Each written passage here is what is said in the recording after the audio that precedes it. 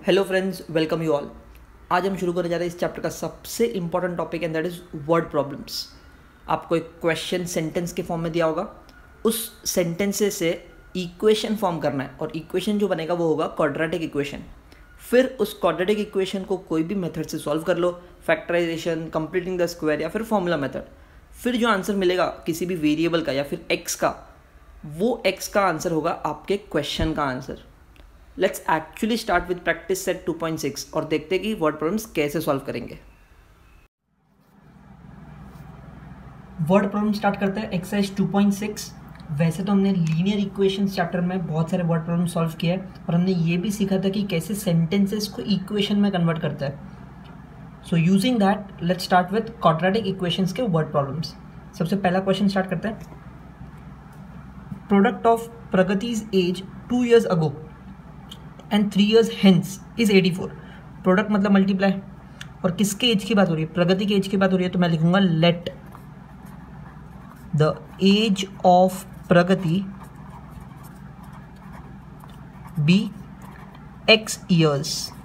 अब यहाँ पर एक पर्सन के एज की बात हो रही है, तो मैंने सिर्फ एक ही अज्यूम किया x। लीनियर इक्वेशन में जनरली हम लोग दो अज्यूम करते थे, x और y। क्वाड्रेटिक इक्वेशन में ज़्यादातर आप एक ही अज्यूम करोगे। चलो ठीक है, सो x अज्यूम कर लिया। अब according to given condition, condition क्या दिया है? प्रोडक्ट, प्रोडक्ट मतलब मल्टीप्लाई। किसका product? Pragati's age 2 years ago, age 2 years ago, 2 years ago किसके साथ मल्टीप्लाई करना है? 3 years hence के साथ। Age 3 years hence। अब hence मतलब बाद में, आफ्टर। इज मतलब इक्वल्स टू 84। एज है कितना? अभी x है। 2 साल पहले कितना था उसका एज? कहना इसे x -2 हो जाएगा, क्योंकि अगर अभी आज आपका एज मान लो 25 साल है तो 2 साल पहले 23 साल होगा ना, 23 years। सो x -2 करेंगे इनटू एज 3 years hence, मतलब 3 साल के बाद एज कितना होगा? अभी x है तो 3 साल के बाद x +3 होगा। याद रखना, जनरली लोग 3 साल के बाद 3x लिख लेते हैं, बट 3x मतलब मल्टीप्लाई बाय 3 होता है, ऐसा नहीं होता है। आपका एज अगर अभी 25 है तो 3 साल के बाद +3 होगा, 28 हो जाएगा, इक्वल्स टू 84। अब मल्टीप्लाई तो कर ही सकते हैं। First term second bracket, second term second bracket, x² + 3x -2x -2 × 3 is -6 equals to 84। So x², 3x - 2x is x, -6 इस 84 को यहाँ ले लो तो -84 हो जाएगा। सो x² + x -6 -84 minus minus plus, तो 6 और 84 मिलके 90 हो जाएगा। सो यहाँ पर मुझे एक क्वाड्रेटिक इक्वेशन मिल गया। अब इसको सॉल्व करने के हमारे पास 3 मेथड है। फैक्टराइजेशन भी यूज़ कर सकते हो, कंप्लीटिंग द स्क्वायर भी यूज़ कर सकते हो, फॉर्मूला मेथड भी यूज़ कर सकते हो। Completing the square generally use नहीं करते बिकॉज वो लेंदी है। फैक्टराइज हो सकता है क्या? चेक करो, नहीं तो फॉर्मूला मेथड तो है ही। फैक्टराइज हो सकता है क्या? ऐड करके कितना चाहिए? 1 चाहिए, और मल्टीप्लाई करके 90 चाहिए। फैक्टर्स सोच सकते हो, ऐड करके 1, ये यहाँ पर कुछ नहीं मतलब 1 होता है ना, ऐड करके 1, ऐड या फिर सब्ट्रैक्ट करके, क्योंकि पीछे माइनस है मतलब सब्ट्रैक्ट करके 1 और मल्टीप्लाई करके 90। कहना से 10 9 करेक्ट। उसमें भी ये प्लस है मतलब बड़े वाले को प्लस, और 10 - 9 करेंगे तो 1 मिलेगा। सो मेरे फैक्टर्स कौन है? 10x और -9x। सो यहाँ पर मैं फाइनल आंसर लिखूंगा x² + 10x -9x -90 इज 0। इन दोनों का जोड़ी बनेगा, x कॉमन, इन दोनों में से माइनस माइनस कॉमन, 9 कॉमन क्योंकि 90 9 के टेबल में आता है। सो x माइनस माइनस कॉमन होगा तो प्लस, एंड 9 10s are 90। सही है। सो x + 10 एक बार, x -9 एक बार, 2 आंसर्स मिल गए। अब दोनों में 0 बांट दो, x + 10 = 0 और x -9 = 0। 10 उधर गया तो -10 और 9 उधर गया तो +9। अब एक आंसर मिला नेगेटिव, एक आंसर मिला पॉजिटिव, दोनों आंसर चलेंगे क्या? नहीं चलेगा। क्यों? क्योंकि मुझे एज फाइंड करना है। x कौन है? एज है ना। एज का आंसर नेगेटिव कभी हो सकता है क्या? नहीं। सो मैं लिखूंगा age can not be negative, therefore x equals to -10 is discarded. इसको हमने डिस्कार्ड कर दिया। देयरफॉर x का वैल्यू कितना 9। अब x का वैल्यू 9 मतलब ये किसका एज हो गया, प्रगति का एज। तो मैं लिखूंगा therefore present age of Pragati is 9 years। आपको भी इसी तरीके से लास्ट सेंटेंस लिखना पड़ेगा। आई होप ये आंसर क्लियर है। Now let's start with question number 2। बहुत इंपॉर्टेंट क्वेश्चन है। Sum of squares of 2 consecutive even natural numbers. अब यहाँ पर नेचुरल नंबर्स की बात हो रही है। वैसे नेचुरल नंबर शुरू कहाँ से होता है, कहने से 1 से शुरू होता है, करेक्ट। 1 2 3 4 ये सब नेचुरल नंबर होता है।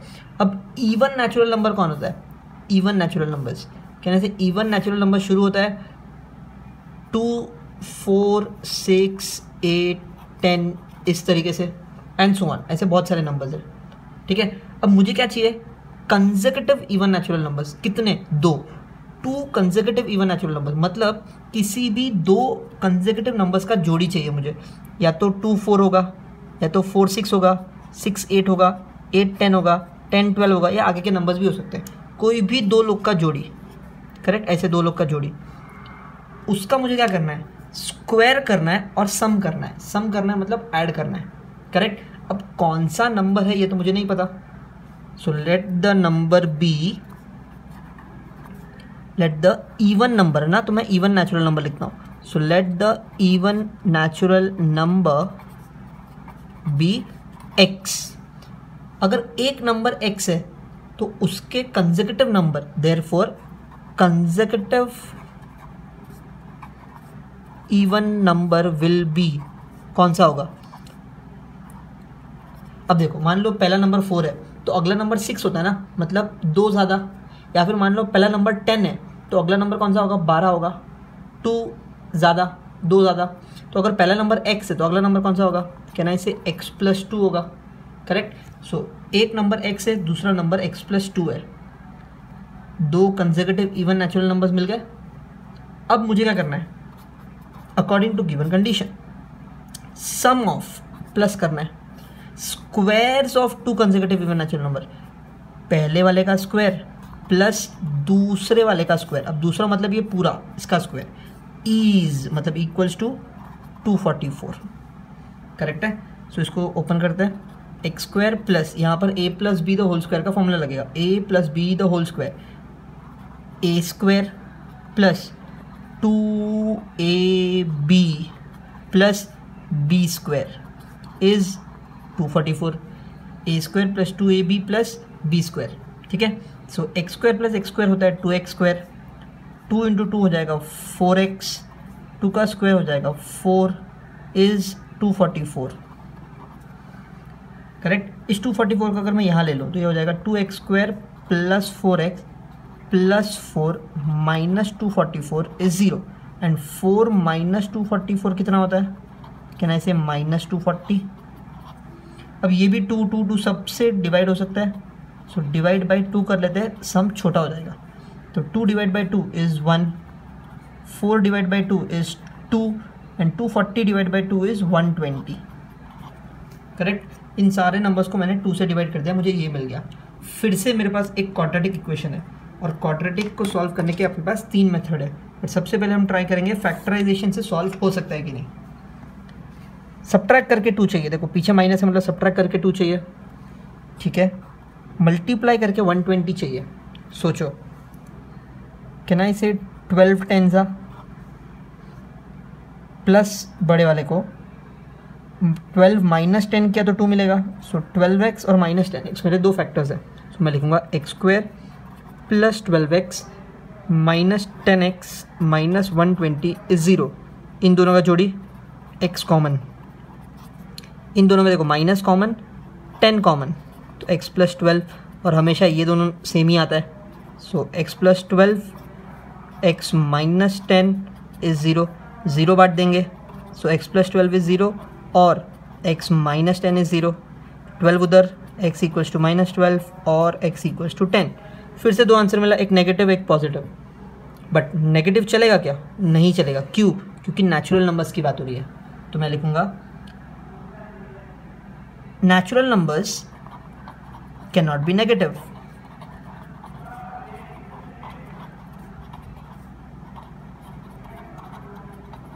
Therefore, discarding x equals to -12, तो फिर x equals to 10 मिलेगा। So can I say consecutive natural numbers are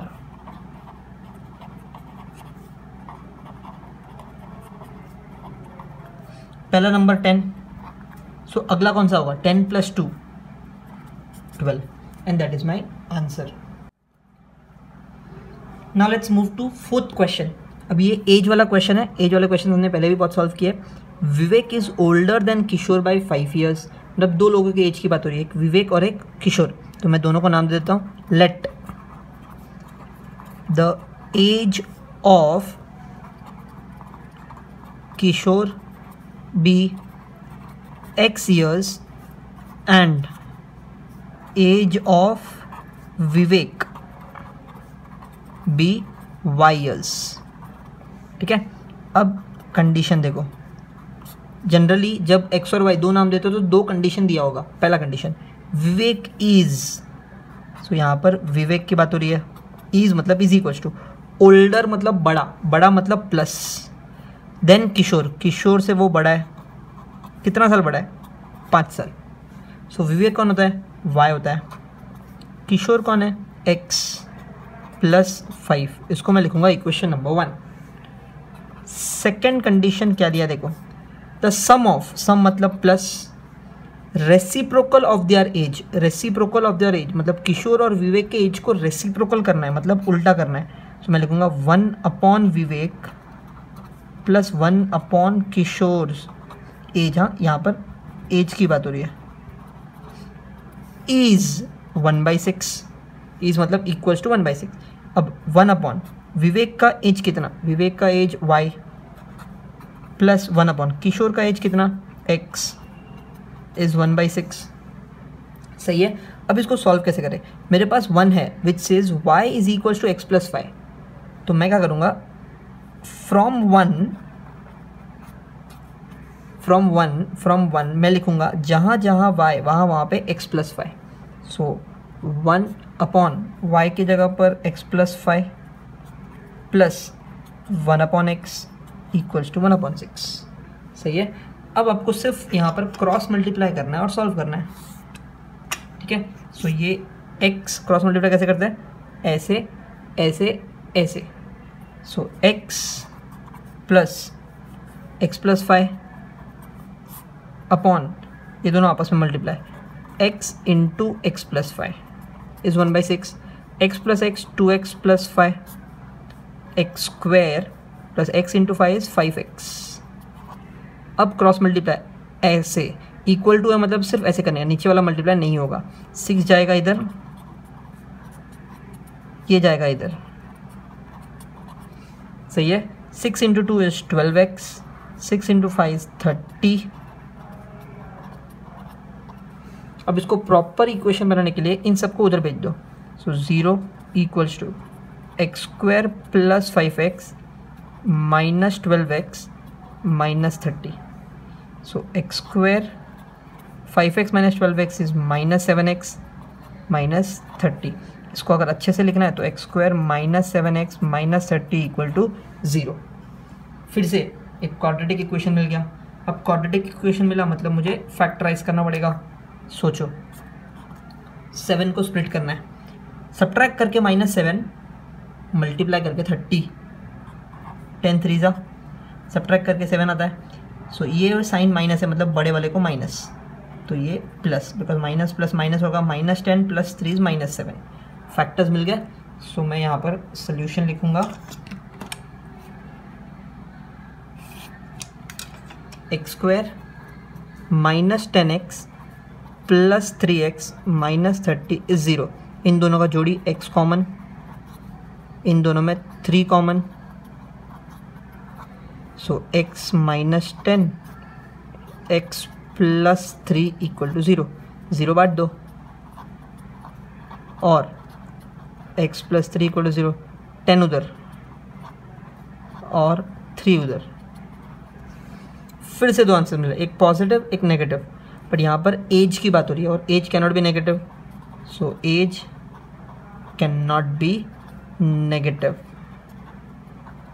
therefore discarding x equals to minus, इसको मैंने डिस्कार्ड कर दिया तो आंसर कितना मिला, x इक्वल्स टू 10 मिला। x तो मिल गया लेकिन यहाँ पर दो लोग हैं, y भी फाइंड करना पड़ेगा। So from 1 y is what, x plus 5, मतलब 10 प्लस 5 एंड 10 प्लस 5 कितना होता है 15। सो x मिल गया, y मिल गया, बट x है कौन, age of Kishore and age of Vivek. So मैं लिखूंगा therefore age of Kishore is x which is 10 years and age of Vivek is 15 years. I hope this is clear. That's my answer. Now let's start with fifth question. ये बहुत ही easy question है. Suyash scored 10 marks more in second test than in the first test. 5 times the score of second test is same as score in the first test. Find the score in the first test. मतलब मुझे second test और first test, यहाँ पर दो test के marks का या फिर स्कोर की बात हो रही है। सो मैं लिखूंगा let the score in first test be x marks and score in second test be y marks। सही है। So according to given condition 1, दो कंडीशन दिया होगा। Suyash scored 10 marks more in second test than in the first test. उसका second test में जो marks था, second test का जो मार्क्स है is 10 marks more than the first test. Correct. Suyash scored 10 marks more in second test than the first test. तो second test में उसका 10 मार्क्स ज़्यादा है, सेकेंड टेस्ट में फर्स्ट टेस्ट से 10 मार्क्स ज़्यादा है, इसलिए मैंने ऐसे लिखा। सेकेंड टेस्ट मतलब y, फर्स्ट टेस्ट मतलब x प्लस 10। इसको मैं ले लूँगा इक्वेशन नंबर 1। ये इक्वेशन आपको पुट करने में काम आएगा, जैसे हमने पिछला सम सॉल्व किया था। सेकेंड कंडीशन 5 टाइम्स मतलब 5 multiply by score of second test is the same as square of the score in the first test. First test का जितना भी स्कोर है उसको स्क्वायर करना है, ठीक है। 5 इंटू सेकेंड टेस्ट कौन है y, फर्स्ट टेस्ट कौन है x का स्क्वायर। अब मैं करूँगा फ्रॉम 1 y की जगह पर x प्लस 10 लिख दूंगा, जहाँ जहाँ y वहाँ पे x plus 10। So 5 into x plus 10 is x square. अब ये मल्टीप्लाई करो, 5x plus 50 is x square. अब इसको प्रॉपर क्वाड्रेटिक बनाने के लिए, स्टैंडर्ड फॉर्म में लाने के लिए इन सबको उधर भेज दो। So 0 is equals to x square minus 5x minus 50। तो इसको मैं अच्छे से स्टैंडर्ड फॉर्म में लिखने के लिए ऐसे लिख सकता हूँ, करेक्ट। अब मुझे क्या करना है, स्प्लिट करके सॉल्व करना है। सोचो, सब्ट्रैक्ट करके 5 मल्टीप्लाई करके 50, सिंपल है। 10 5 ये माइनस है तो बड़ा माइनस, ये प्लस। सो मुझे फैक्टर्स मिल गए, x square minus 10x plus 5x minus 50 is 0। x common, इसमें 5 common, so x minus 10 x plus 5, 0 बांट देंगे और x प्लस 5 0, 10 उधर और 5 उधर। सही है। फिर से दो आंसर मिला, एक पॉजिटिव एक नेगेटिव, बट यहाँ पर स्कोर की बात हो रही है, मार्क्स की बात हो रही है। जनरली मार्क्स नेगेटिव में नहीं लेते हम लोग। सो यहाँ पे हम लोग लिखेंगे discarding x equals to -5, therefore x is equals to 10। अब x का आंसर मिल गया 10। सो x मिला मतलब कौन सा आंसर मिला, फर्स्ट टेस्ट का मार्क्स मिला। सो यहाँ पे मैं लिखूंगा therefore score in first test is 10। वैसे तो सिर्फ फर्स्ट टेस्ट का स्कोर पूछा तो मैंने लिख दिया, बट मान लो कि आपको सेकंड टेस्ट का भी फाइंड करना है तो भी फाइंड तो कर ही सकते हैं। Score in second test is x + 10, मतलब 10 + 10 आएगा 20 marks. Now I jump to question number 9 because ये थोड़ा इजी क्वेश्चन है। देखते क्या दिया है। 460 is divided by a natural number, मतलब मैं 460 को डिवाइड कर रहा हूँ किसी तो नंबर से। तो सबसे पहले मैं यहाँ पर गिवन लिख के लेता हूँ। 460 डिवाइड हो रहा है, मतलब कहने से ये डिविडेंड हो गया। सो डिविडेंड दिया है 460। कोशेंट इज, कोशेंट के बारे में कुछ तो बोला है वो लोग ने। क्या बोला देखो, quotient is 6 more + 6, then 5 times the divisor, 5 times मतलब 5 मल्टीप्लाई डिवाइजर, ठीक है। रिमाइंडर इज 1, रिमाइंडर भी दिया है वो लोग ने 1। Find the quotient and divisor, चलो ठीक है। To find quotient and divisor, ये दो चीज़ें मुझे फाइंड करनी है। सॉल्यूशन, अब देखो कैसे सॉल्व करेंगे, बहुत सिंपल है। क्या आपको फॉर्मूला पता है डिविडेंड कोशेंट रिमाइंडर वाला? क्या था वो? Dividend is equals to divisor into quotient plus remainder, correct. ये फॉर्मूला सबको पता ही है। अब इसमें मुझे क्या क्या मालूम है देखो, मुझे डिविडेंड मालूम है, हाँ मालूम है। डिवाइजर मालूम है क्या? नहीं, डिवाइजर मुझे नहीं मालूम। तो मैं क्या करूंगा, मैं अज्यूम करूंगा let the divisor be x। Divisor को मैंने x मान लिया, ठीक है। क्वेश्चन मालूम है क्या? क्वेश्चन फिलहाल मालूम तो नहीं है, लेकिन मुझे क्वेश्चन का इक्वेशन मालूम है। क्वेश्चन का इक्वेशन क्या है देखो, question is 5 into divisor, divisor कितना? x + 6। सो मैंने क्वेश्चन को 5x + 6 ले लिया, डिवाइजर को x ले लिया, डिवाइजर भी मिल गया, क्वेश्चन भी मिल गया। दोनों का आंसर तो नहीं मिला, लेकिन x के फॉर्म में तो मिल गया। रिमाइंडर मालूम है 1। बस अब मैं सिर्फ इसको पुट करके सॉल्व करूंगा। Dividend is 460, divisor x, question 5x + 6। अब यहाँ पे देखो मैंने y अज्यूम नहीं किया है, सिर्फ x को अज्यूम करके ही आंसर मिल जाएगा। Remainder is 1, simple. So 460 is equals to 5x² + 6x + 1। इस 460 को अगर मैं वहाँ भेज दूँ तो क्या बन जाएगा देखो, 5x² + 6x + 1 - 460, correct. So 5x² + 6x - 459 is 0। अब मुझे एक नया क्वाड्रेटिक इक्वेशन मिल गया, इसको मुझे सॉल्व करना यूजिंग फैक्टराइजेशन। कैसे? कहना इसे इस 6 को स्प्लिट करना पड़ेगा, ऐसे स्प्लिट करना पड़ेगा सो दैट सब्ट्रैक्ट करके मुझे 6 मिलना चाहिए एंड प्रोडक्ट कितना देखो, प्रोडक्ट इज 5 इंटू 459। अब सोचो 5 इंटू 459 कैसे मिलेगा? इन दोनों को मल्टीप्लाई करना पड़ेगा।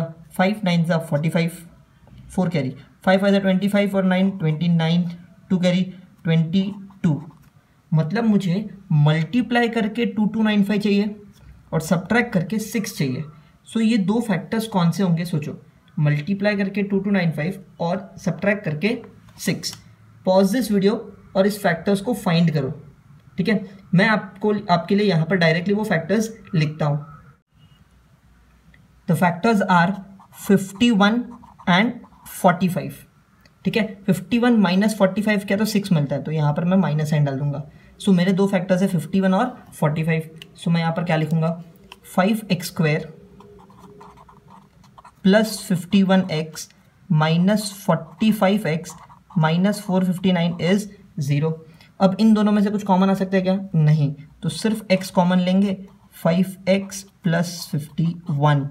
अब इन दोनों में से क्या कॉमन लेने का, देखो यहाँ पे 45 है और मुझे पता है कि ब्रैकेट में 5x + 51 तो आना ही चाहिए, बिकॉज यहाँ पर 5x + 51 है। सो यहाँ पर क्या कॉमन लेना पड़ेगा, 9, बिकॉज 9 5 = 45, करेक्ट। तो हमने इसको थोड़ा उल्टे तरीके से सॉल्व किया, बिकॉज मुझे पता है कि दोनों ब्रैकेट सेम आना चाहिए। सो क्या बचा, x - 9 बचा और दूसरा क्या बचा, 5x plus 51 equals to 0।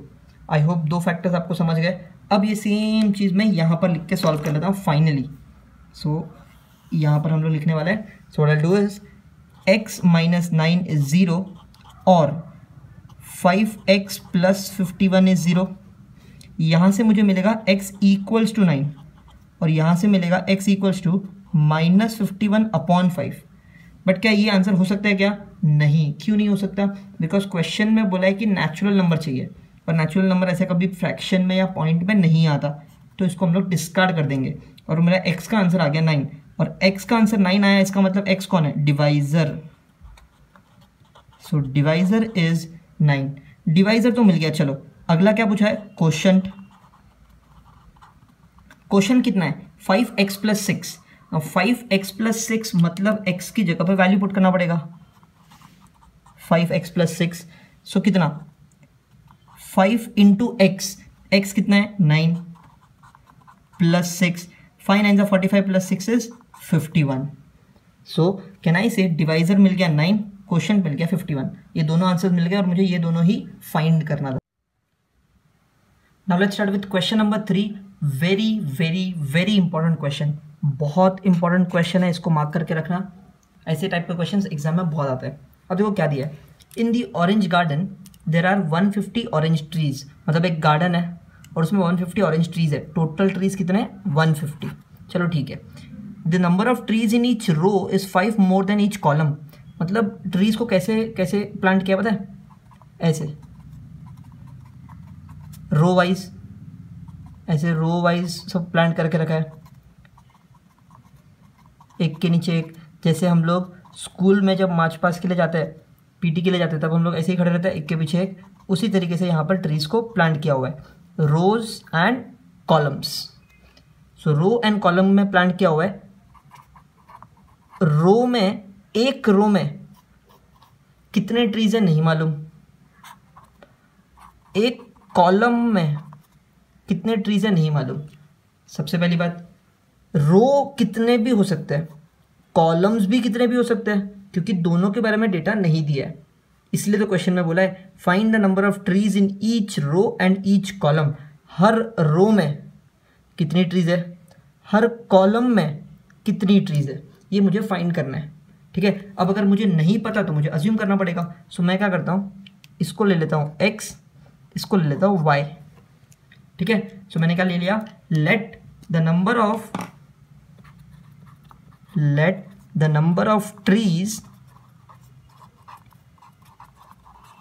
In each row is x and in each column is y। ठीक है।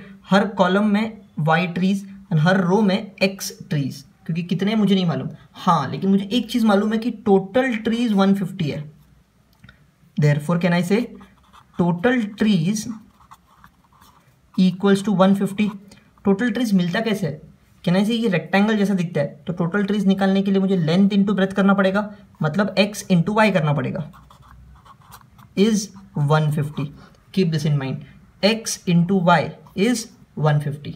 ठीक है। अब इसको हम यूज करेंगे और सम सॉल्व करेंगे कंडीशन के साथ। कंडीशन क्या दिया है देखो, according to given condition there are total 150 trees, वो तो मैंने लिख दिया। The number of trees in each row, trees in each row is मतलब is equals to 5 more than in each column. तो रो को हमने क्या कंसिडर किया था? x कंसिडर किया था। कॉलम को हमने y कंसिडर किया था plus 5। So x is equals to y plus 5। इसको ले दूंगा, इसको हम देते थे इक्वेशन नंबर 1, इसको मैं देता हूँ इक्वेशन नंबर 2।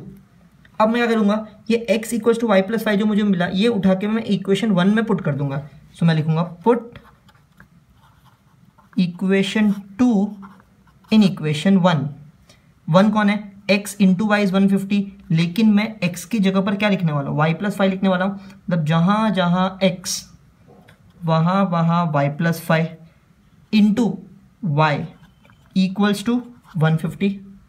अब इसको मल्टीप्लाई करो, y इंटू वाई कितना मिलेगा, y square plus y into 5 is 5y equals to 150, इस 150 को यहाँ ले लेंगे, so y square plus 5y minus 150 is 0।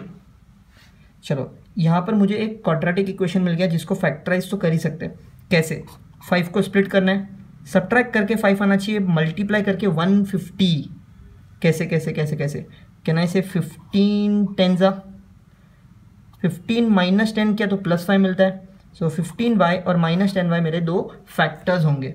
So let's solve this, y square plus 15y minus 10y minus 150 is 0, y common, y plus 15, इसमें से minus 10 common, y plus 15, ये दोनों same रहना चाहिए, सो y plus 15 and y minus 10, correct. दोनों को अगर मैं 0 बांट दूँ तो y प्लस 15 इज 0 और y माइनस 10 इज 0, इससे मुझे मिलेगा y इक्वल्स टू माइनस 15 और इससे मुझे मिलेगा y इक्वल्स टू 10। लेकिन मुझे बताओ y नेगेटिव हो सकता है क्या कभी, y कभी नेगेटिव हो सकता है क्या, नहीं। क्यों नहीं हो सकता, उसका रीज़न है, y कौन है, trees in each column, number of trees कभी नेगेटिव हो सकते हैं, नहीं। सो मैं यहाँ पे लिखूंगा trees cannot be negative, therefore y equals to 10 is the answer। मैंने y equals to 15 माइनस 15 को डिस्कार्ड कर दिया तो y equals to 10 मिला, y equals to 10 मिला मतलब कैन आई से trees in each column is 10। But मुझे तो x भी फाइंड करना है, x कौन है, ये रहा y plus 5, y is 10 plus 5 is 15, so trees in each row is equals to 15 and these are my two answers। रो का आंसर, कॉलम का आंसर, रो में कितना ट्रीज, कॉलम में कितना ट्रीज, 15 और 10 मल्टीप्लाई किया 15 10 से तो 150 आता है, तो अपना आंसर राइट है।